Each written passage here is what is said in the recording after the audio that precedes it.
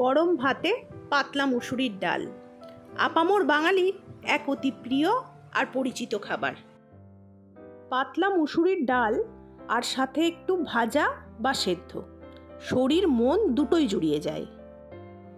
তাই আজকে আপনাদের জন্য মুসুরির ডালের এই সহজ রেসিপিটি।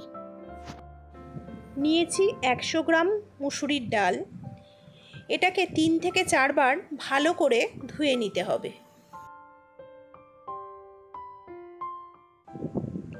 ডালটাকে প্রথমে অল্প জল দিয়ে সেদ্ধ করে নেব। এখানে আমি 3 থেকে 3.5 কাপ জল নিয়েছি এবং এটাকে হাই হিটে 3 মিনিটের জন্য ঢেকে দেব।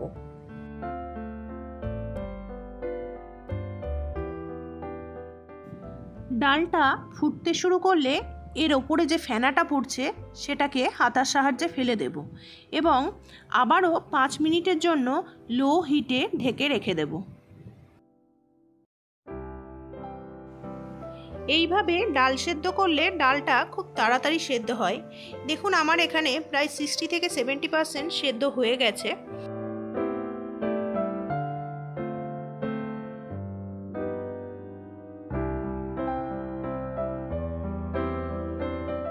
ঠিক এই পর্যায়ে দিয়ে দেব কাঁচা লঙ্কা, কুচনো পেঁয়াজ, টমেটো কুচি, হাফ চামচ হলুদ এবং স্বাদমতো লবণ।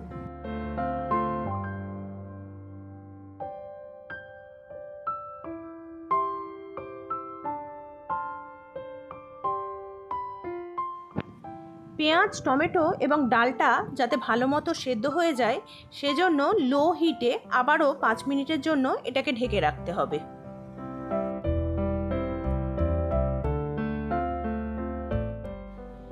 ডালটা সেদ্ধ হতে হতে আমি অন্য একটি পাত্রে ডালে যে জলটা দেব সেটাকে গরম করে নেব। তবে এই জলটাকে খুব বেশি ফোটানোর প্রয়োজন নেই।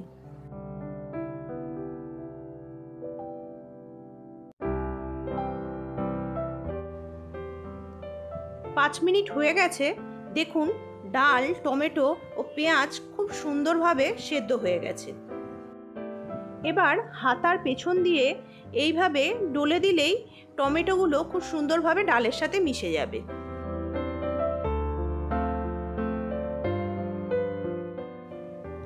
এবার গরম জলটা ডালে দিয়ে দেব।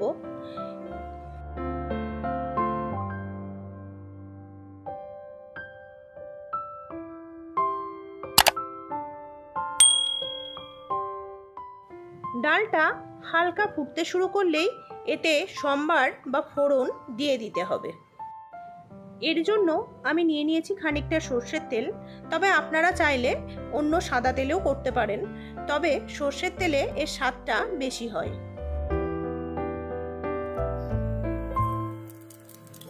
দেব 5 ফোড়ন। 5 ফোড়নটা একটু ভাজা ভাজা হলে তাতে দেব শুকনো লঙ্কা। শুকনো লঙ্কাটাও একটু ভাজা করে দিয়ে দেব কুচনো পেঁয়াজ।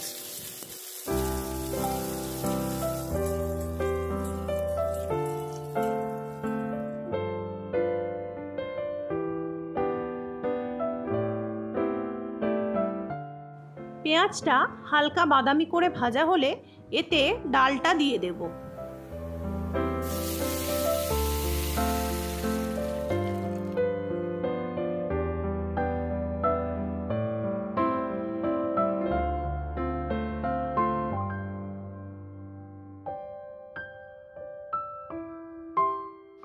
গ্যাসের ফ্লেমটা মিডিয়াম হিটে রেখে 3 থেকে 4 মিনিট এটাকে খুব ভালো মতো ফুটিয়ে নিতে হবে।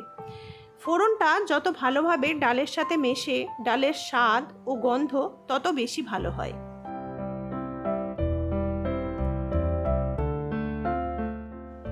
আমার এই রেসিপিটি যদি আপনাদের ভালো লেগে থাকে কমেন্ট করে অবশ্যই জানাবেন। আর এই রেসিপিটি আমি যেভাবে দেখালাম ঠিক এইভাবে একবার বাড়িতে ট্রাই করে দেখবেন। যদি ভালো লেগে থাকে বা খারাপ লেগে থাকে দুটোই কমেন্ট করে জানাবেন।